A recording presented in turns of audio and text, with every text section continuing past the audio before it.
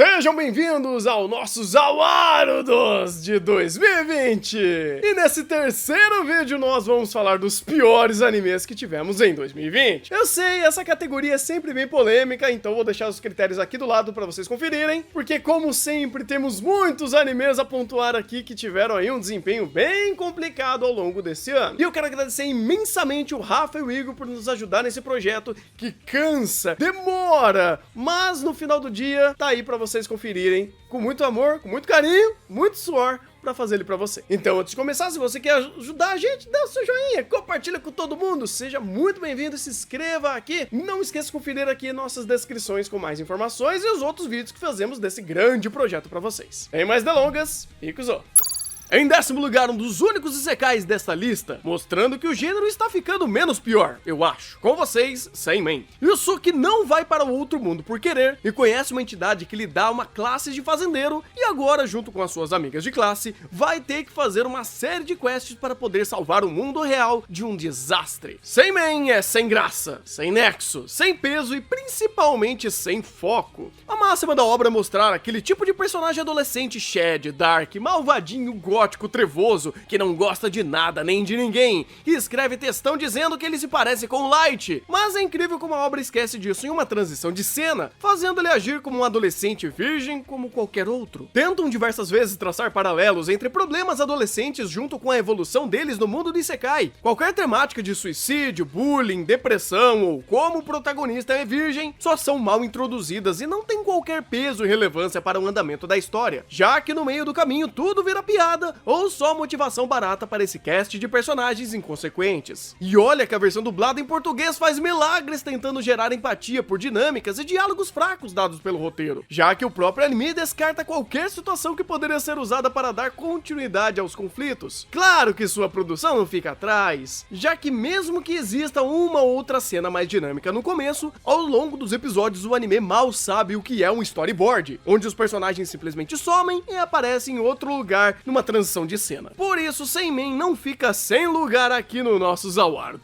Em nosso nono lugar temos Aparehemen, o anime de corrida maluca onde acontece tudo, menos a corrida maluca. Apare e Kosamei acabam ficando à deriva e vão do Japão até os Estados Unidos, onde lá vão participar de uma corrida de carros customizados cruzando o país para poder ganhar dinheiro e voltar para casa. Primeiramente, Apare consegue fazer uma das coisas mais sem sentidos já vista, uma obra que trata de corrida e você passa mais tempo vendo porrada e manutenção de automóveis do que a corrida em si. A obra se passa no século XIX na América do Norte, ou seja, um contexto histórico rico que poderia ser amplamente aproveitado, mas que a obra só lembra quando quer, desde indígenas até mulheres no meio do automobilismo, quebrando muito do world building e contexto histórico da obra. Além disso, temos o nosso protagonista, o Apare, onde ele consegue resolver todos os problemas mecânicos apresentados na obra, desde construir um automóvel com restos de barco, até consertar carros após tomar uma chuva de bala e, não obstante, destruir toda e qualquer lei da física para parar um certo trem. Mistura o Dick Vicarista com o Senku, é quase isso que esse protagonista é. E no único momento da obra que ele é impotente e faz uma merda, o roteiro faz piada com a consequência de ações dele, passando um certo paninho, literalmente. Apare é uma obra sádica, covarde, extremamente perdida, não consegue se estabelecer bem em nenhuma das frentes que tenta trabalhar, desde porrada, corrida, comédia ou qualquer coisa. E muito vem disso do seu diretor, compositor de série e script de episódio, do Masazaku Hashimoto, que conseguiu fazer Apare uma bagunça completa, desde o desenvolvimento de personagens que só cai com o passar do tempo, montagens de cena que tentam ser grandiosas, mas que na maioria dos momentos são apenas bobas, e principalmente seu roteiro perdido que tenta atacar pra todo lado e acaba sendo fraco em todos os âmbitos. Por fim, o que fica de maluco nesta corrida é só o necessário para estar em nosso nono lugar. Em oitavo lugar, eu juro que não aguento mais colocar Sao em decepção e piores todo santo ano. Mas enquanto o Sao estiver nas mãos do Manabu Ono, o ciclo vai se manter ad infinito. E não há Yoshihiro Kano que possa salvar esse roteiro. Nessa temporada, Kirito entra em coma e acaba indo para um Underworld e tenta salvar seus novos amigos da ameaça do território negro. Pra quem não sabe, Sao é uma das poucas obras atualmente em que não temos um compositor de série. Sim, esse cargo não existe dentro da sistema. carro-chefe, que é uma peça essencial para qualquer roteiro, já que ele faz toda a montagem da porcaria do roteiro. E vocês acreditam que o problema do arco de War of Underworld é justamente o roteiro? Quem poderia imaginar? Isso vai desde a concepção do vilão, o Vector, onde ele é mau por ser mau e faz caretas macabras para mostrar como ele é mau. E não tem qualquer desenvolvimento ou significado em suas ações, afinal ele quer comer a alma das pessoas. Não obstante, temos a destruição completa do Power Level criada na primeira temporada, onde os personagens simplesmente escalonam o poder sem nenhuma base. Não tem nem a desculpa do Super Saiyajin aqui, as coisas só acontecem porque acredita no pai. Mas o roteiro se supera ainda mais, desde o emborrecimento de personagens para serem agarradas por tentáculos e depois lembrarem que elas podem usar poderzinho, ou um especialista em TI que deixa a conta do chefão final aberta, sem senha, sem nada, só pra você ir lá invadir. Ou a redenção do Kayaba com um robô pra salvar a base militar, pra mostrar como não tem problema algum todas as pessoas que ele matou na primeira temporada, porque o nosso Kayaba é o nosso herói. Também temos a Alice enviada via Amazon Prime, o super cérebro do Kirito, o Kikuoka, Deus Ex Machina que resolve todos os problemas relacionados à tecnologia sem mesmo mencionar esses conflitos no primeiro plano, e tantas outras coisas mais. Saul não fica mais alto nesta lista porque a sua produção é simplesmente fantástica, principalmente devido ao trabalho do Yoshihiro Kano, o diretor de animação de cenas de ação da obra, responsável por sequências incríveis como uma certa luta da Asuna. Além do Yuya Horiyouchi, o diretor do episódio 18, em conjunto com a Takashi Sakuma, que fez storyboard nesse mesmo episódio, que mesmo com todos os problemas de roteiro conseguiram criar uma atmosfera tão empática e pesada, fazendo com que esse momento fosse extremamente forte e impactante. E por conta disso, que Saul infelizmente fica em nosso 8º lugar. E vamos torcer pra pelo menos ter um compositor de série em Progressive, ajuda um pouquinho assim. Em 7º lugar, a evolução dos animes. Pode confiar, Darwin's Game tem um design inteligente. Kanami entra acidentalmente num jogo de sobrevivência de Darwin's Game, depois de uma cobra do seu celular morder ele? Ok. Cada um dos participantes tem habilidades únicas de combate. Únicas. Mirai Nikki é um tumor para o mundo dos animes, pois existem ainda obras que tentam imitar a sua genialidade de um Battle Royale com psicopatinhas. E bem, Darwin's Game consegue superar o seu antecessor. A própria estrutura dos poderes aqui é algo tão mal desenvolvido que só isso já é o suficiente para destruir essa obra. Uma regra é estabelecida e a cena seguinte, ela é destruída em prol do roteiro criar uma ideia brilhante ou uma cena que deveria ser catártica, já que os personagens precisam mostrar que eles são mais fodões e inteligentes do que eles realmente são. Personagens esses que não merecem nem ser chamados de personagens, pela construção tão inconstante que é meramente impossível traçar qualquer linha de raciocínio sobre sua personalidade, já que a mesma é sempre moldada de acordo com a cena, para de novo superar a tara do diretor em fazer algo épico, onde só suas ideias visuais muitas vezes são até que bacanas e muito fora da caixinha. Ou ele é só um gênio incompreendido mesmo, ou é só ruim, não dá pra saber. Pelo menos você pode dar boas risadas de nervoso com esse negócio, que tenta mostrar que Mirai Nikki nem era tão ruim assim. E ele entra aqui em nosso 7º lugar. Em 6º lugar, o Monster Musume falsificado com Monster Musume no Oisha-san. Glenn, que tem a cara do Kirito bugado, é um médico especializado em garotas monstros, e vamos ver ele cuidando com muito amor e carinho dessas garotas. Amor e carinho tá demais, mas enfim. Carinho e amor não é o que temos em sua produção. Além do já esperado problema de produção em geral, temos a aplicação desnecessária do 2º pior CG do ano, criando objetos, acessórios e personagens em 3D, interagindo estranhamente com 2D, atravessando objetos e com uma taxa de quadros diferente entre eles. Seu roteiro é estranho. Todas as obras que trabalham garotas monstros têm algo em comum, que é trabalhar ou o fetiche ou a biologia delas. Aqui, por mais que a premissa seja falar de casos médicos e suas variações entre espécies, o tema é superficialmente abordado e, como sempre, caindo em processos sem nexos, ou resoluções que apelam ou pelo emocional barato, ou pela cura milagrosa baseada no confia no pai que eu sou médico. Nem preciso dizer que se tudo isso tivesse sido sacrificado em prol de fazer o fanservice, eu até entenderia. Infelizmente, nem isso tivemos de boa qualidade, pela baixa capacidade de criar empatia pelo roteiro e pela produção, que é super triste. Então, não dá pra você gostar dessas garotas daqui. Por isso, esse anime que já estava em estado terminal fica em nosso 6º lugar. Em 5º lugar, o ano de 2020 se repete em 2030 em Jinbiate. No futuro, um vírus transforma quase toda a humanidade em monstros e guerreiros da era feudal são invocados para lutar contra eles. Engraçado que 2020 é a vacina que transforma todo mundo em monstro, né? Incrível.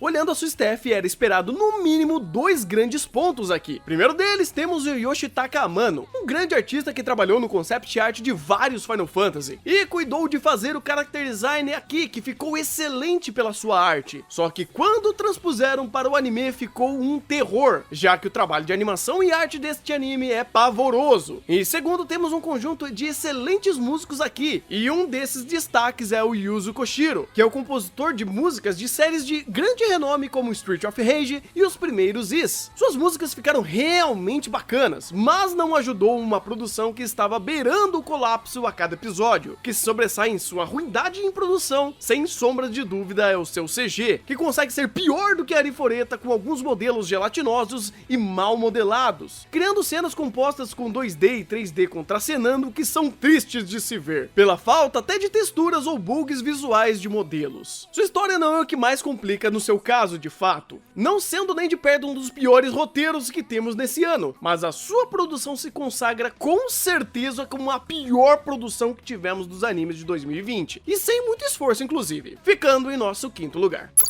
Em 4º lugar, temos o churume das comédias românticas. Com vocês, Kanosho Okarishimasu. Kazuya acaba contratando uma namorada de aluguel chamada Shizuru, após a sua antiga namorada ter terminado com ele. Por razões nada convenientes, eles são obrigados a agir como namorados de verdade, por causa de uma certa vovó. Kanokari, que é mais fácil de falar assim, é uma obra realmente problemática em sua essência. A premissa de limitar os problemas de meninas jovens se vendendo como namoradas de aluguel. Uma comédia romântica classe C permite leituras muito erradas sobre o assunto, todas protagonizadas por uma grande representação de um pincel denominada Kazuya. Ele limita qualquer tipo de leitura da obra para exigir a exclusividade da Shizuru, mesmo ele sendo apenas mais um cliente, ou até mesmo pensando com a cabeça de baixo todo o tempo, resultando pelo menos uma cena dele brincando com um leleco ou insinuando isso por episódio. Ver um personagem tão patético e desprezível tomar as rédeas de uma história tão desengonçada e repetitiva, que vai se afundando em mentiras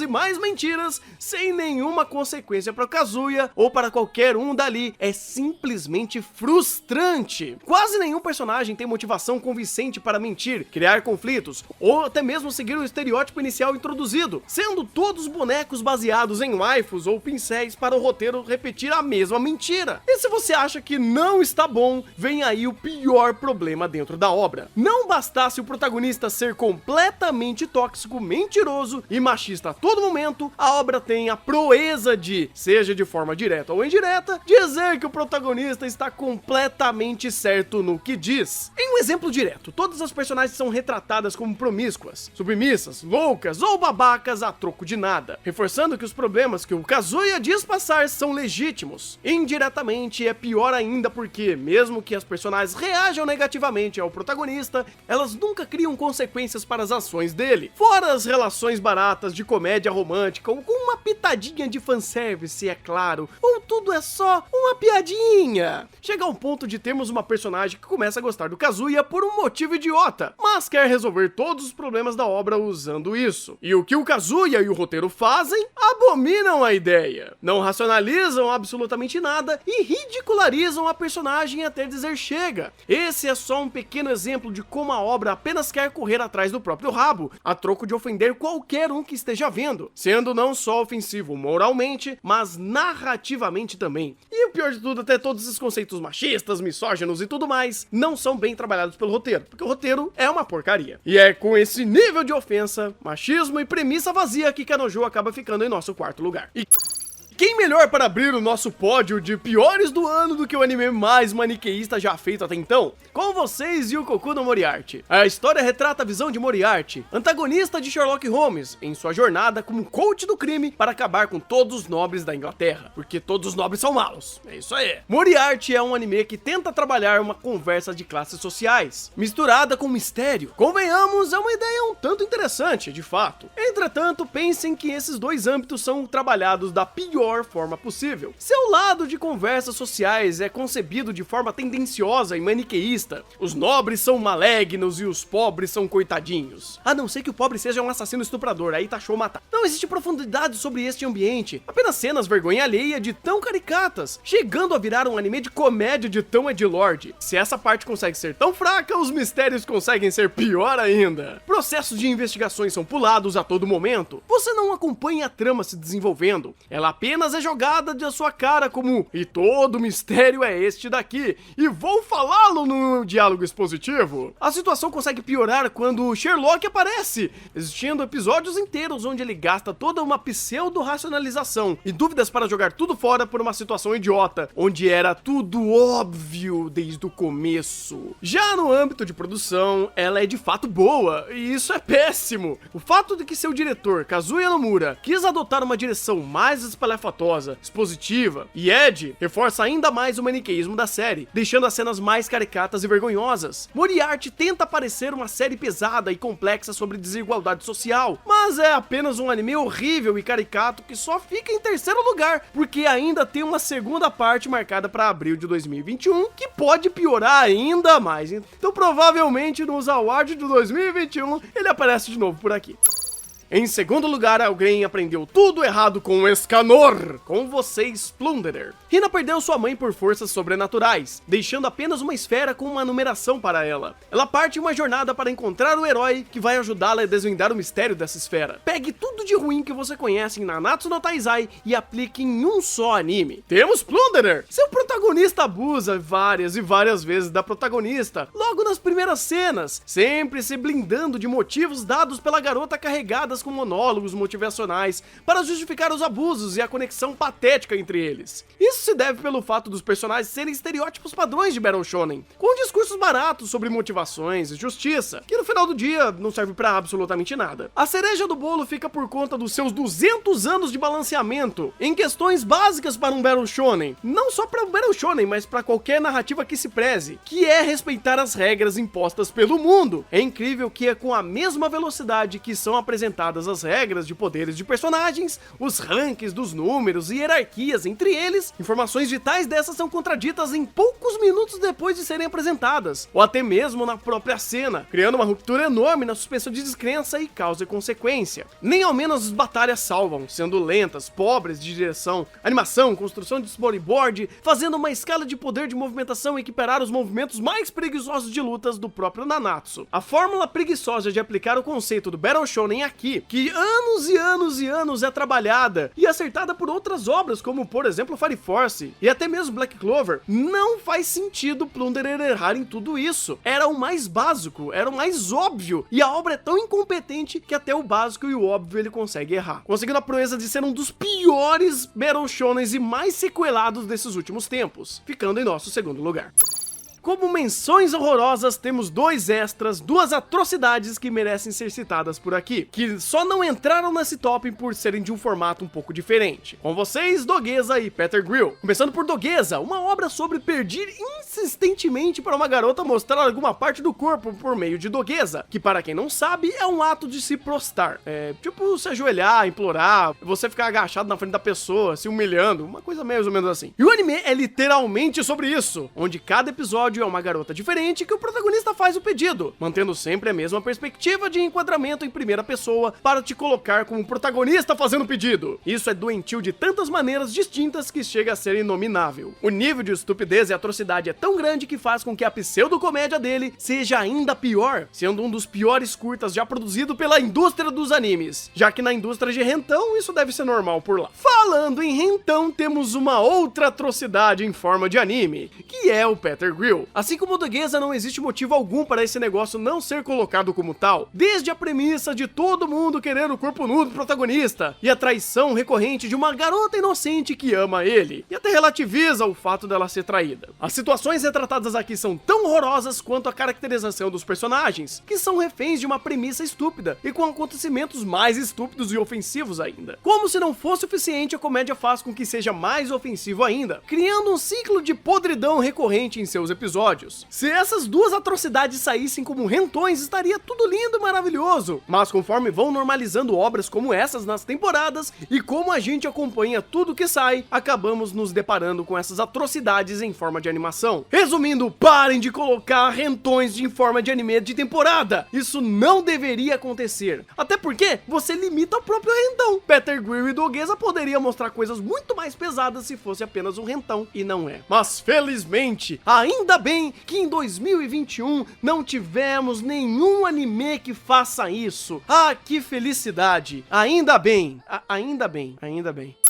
Em primeiro lugar, temos Japan Sinks, e mesmo depois de tanto tempo, eu ainda não consigo conceber que o Asa trabalhou nisso. A família Mutou vai presenciar uma catástrofe enorme e tentar sobreviver ao Japão submergindo após uma série de terremotos. Temos aqui um caso extremamente raro, um diretor que trabalhou num dos melhores animes fechados do ano, que é Eizouken, para o pior anime do ano, que é Japan Sinks. Esse com certeza foi o caso que o critério de qualidade da staff mais pesou na história do nossos awards. Colocando isso que fez Japan Sinks entrar na posição? Claro que não! Senta a bunda aí que eu explico. Primeiramente, a narrativa em questão de roteiro é completamente sem lógica. Toda a segmentação do texto da obra é repleto de furos e conveniências homéricas. E pior é que a maioria delas não são tão relevantes. São só estúpidas mesmo. Desde youtuber ex machina, tentativa de assassinato de criança com o PSP salvando a vida, e depois o velhinho pede desculpa e tá tudo bem, e conserta o PSP do moleque, tijolinho assassino,